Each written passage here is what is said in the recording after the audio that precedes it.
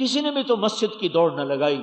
کوئی بے نمازی نمازی بن جاتا، کوئی بے پردہ عورت پردے میں چلی جاتی، کوئی ناچنے والا گٹار توڑتا، کوئی ناچنے والی گھنگرو توڑ دیتی، کوئی سود کھانے والا توبہ کر جاتا، کوئی ڈنڈی مارنے والا اپنے ترازو کو ٹھیک کر لیتا، کوئی ماں باپ کا نافرمان ماں باپ کے پاؤں پکڑ لیتا مجھے معاف کر دو، کوئی خون سفید کیے ہوئے اپنے بھائی کو جا کے منا لیتا. کچھ تو ہوتا پر کچھ بھی تو نہ ہوا. مجھے سمجھ میں نہیں آ رہا. حی علی الفلاح.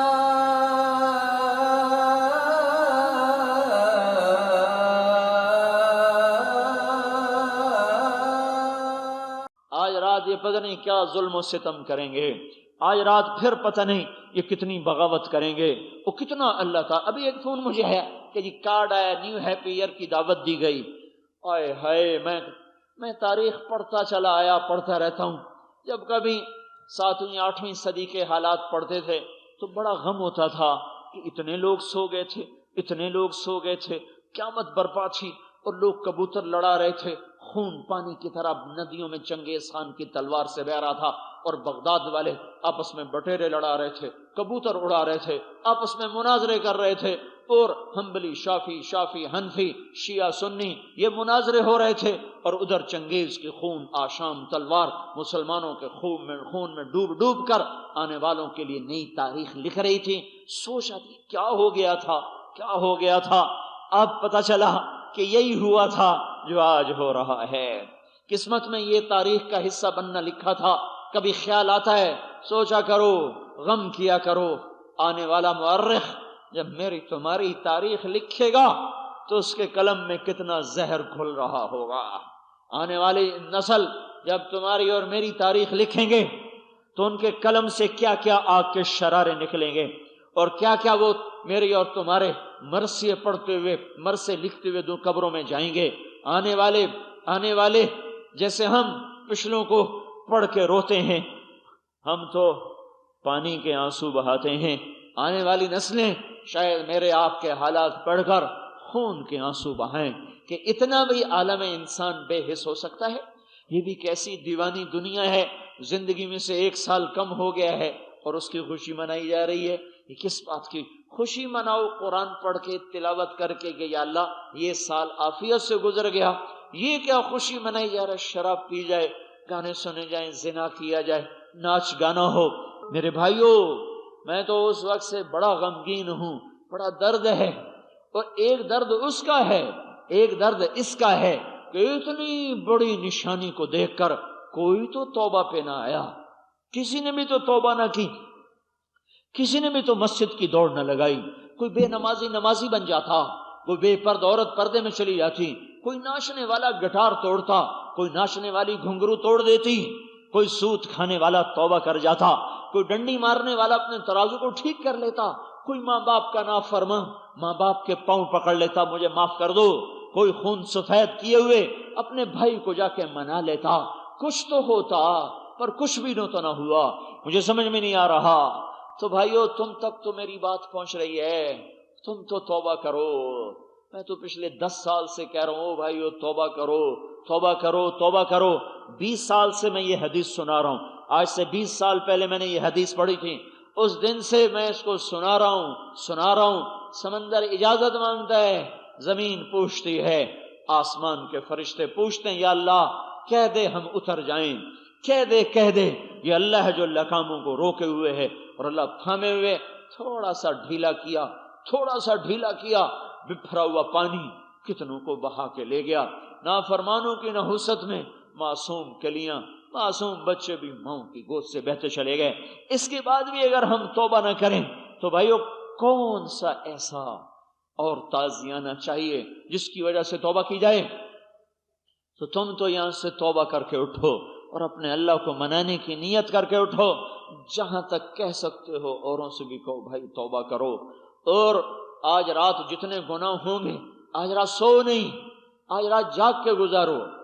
اللہ کے سامنے سجدوں میں سر رکھو کہ اے میرے رب، ہمارے ذمہ تھا اپنی نسل کو سمجھانا، ہم نہ سمجھا سکے، ہمیں معاف کر دے. دیکھو میرا مزاج یہ نہیں ہے کہ میں کہوں ان سے نفرت کرو، یہ میرا نہیں، یہ اسلام کا حکم ہے نافرمان سے نفرت نہ کرو، اس کی نافرمانی سے نفرت کرو، گناہگار سے نفرت نہ کرو، اس کے گناہ سے نفرت کرو، سود کھانے والے سے نفرت نہ کرو، اس کے سود کھانے سے نفرت کرو، گانے والے سے نفرت نہ کرو، اس کے نغمے اس کی موسیقی سے نفرت کرو، زانی سے نفرت نہ ہو، اس کی پلیدی سے نفرت کرو۔ ہمیں یہ حکم دیا گیا ہے کیونکہ کسی کو حقیر سمجھنا بھی کبیرہ گناہ ہے، تو ایک وہ کر رہا ہے ایک میں کر رہا ہوں، پھر تو ہم دونوں ہی مجرم ہو گئے۔ جو آج رات نافرمانی کریں گے ان کے لیے روبو، تمہارے ذمہ تھا اسے بتانا، میرے ذمہ تھا انہیں سمجھانا، ہم نے ان کو نہیں بتایا۔ پہلا جرم میرا ہے، پہلا جرم آپ کا ہے۔ یہ لوگ جو آپ مسجد میں آتے ہو، یہ جو ممبر پہ بیٹھنے والے ہیں، پہلا قصور ان ممبر والوں کا ہے، دوسرا تمہارا ہے جو مسجد میں آنے والے ہو کہ ہم نے ان کو کیوں نہ سمجھایا۔ پھر وہ مجرم ہیں، ان کو تو کسی نے بتایا ہی نہیں، انہوں نے سمجھا شاید یہی سال منانا، ناچنا گانا، شاید اسی میں لذت ہے، شاید یہی زندگی ہے، شاید اسی کا نام خوشیاں ہیں۔ میرے رب کی قسم، کبھی نافرمانی میں بھی کوئی خوش ہوا؟ کبھی کانٹوں پہ لیٹ کر بھی کسی کو نیند آئی؟ ممکن ہے کوئی تھکا ہوا کانٹوں پہ سو جائے، پر میرے رب کی قسم نافرمانی کی راہوں میں چلنے والوں کے لیے بے چینی کو مقدر کر دیا جاتا ہے، ان کی زندگیوں سے چین نام کی چیز کو کھینچ لیا جاتا ہے۔ ان کے لیے روو، آج پوری دنیا میں بڑی نافرمانی ہوگی، بڑی نافرمانی ہوگی، اس کا ازالہ کرو، کہیں اس کی وجہ سے ہم پر کوئی عذاب نہ آئے، کوئی اللہ کی آفت نہ آئے، کوئی گرفت نہ آئے۔ تو ہم کچھ نہیں کر سکتے، جیسے بچہ بے بس ہوتا ہے نا، وہ رونے بیٹھ جاتا ہے۔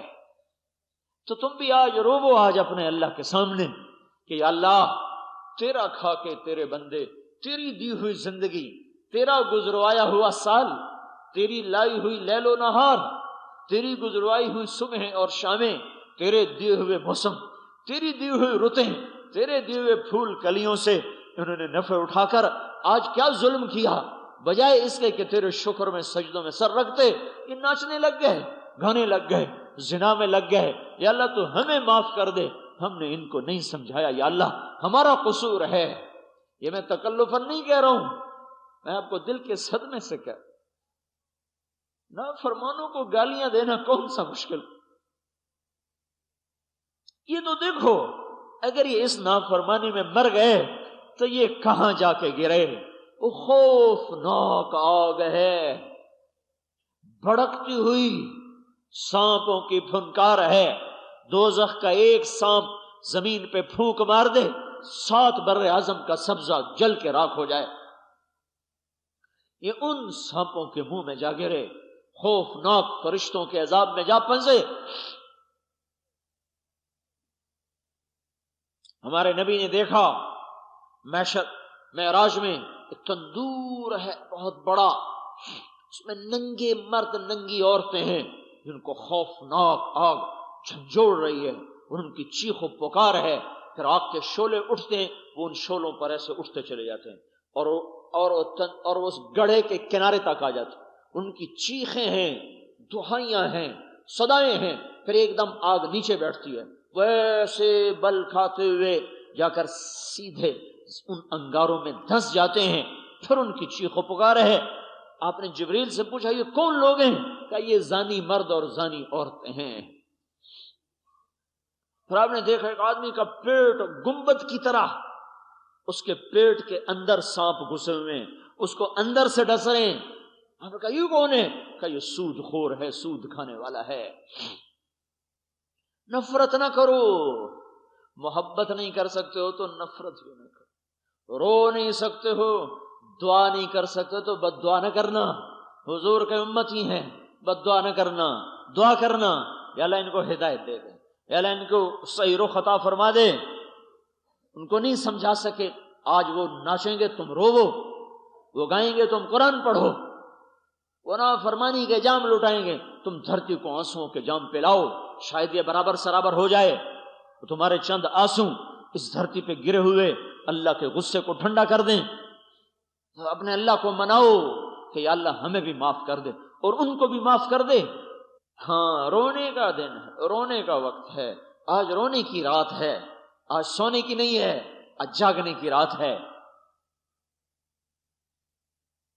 کچھ نہیں کر سکتے ہو تو بیٹھ کے ہائے ہائے کرتے رہو کہ یا اللہ تو معاف کر دے، تو کتنا کریم ہے مولا. ہمارا تو بیٹا نافرمانی کرے گھر سے نکال دیتے ہیں. نہیں نکالتے. نکل جاؤ، آگ کر دو.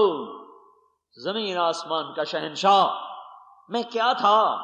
هل اتى على الانسان حين من الدهر لم يكن شيئا مذكورا. میں تو زیرو تھا، زیرو، کچھ نہیں تھا، میں کچھ نہیں تھا. اس کا باغی بن جاؤں. سبحان. اور پھر وہ مہلت دے، پھر وہ انتظار کرے، پھر وہ معاف کرے. شکر ادا کرو اللہ کا، اور شکر ادا کرو محمد مصطفیٰ صلی اللہ علیہ وسلم کا، جن کے آنسو آج اللہ کے عذاب کے بیچ میں حائل ہو جاتے ہیں. دیکھتے نہیں دبئی میں کیا ہو رہا ہے، ابو ظبی میں کیا ہو رہا ہے.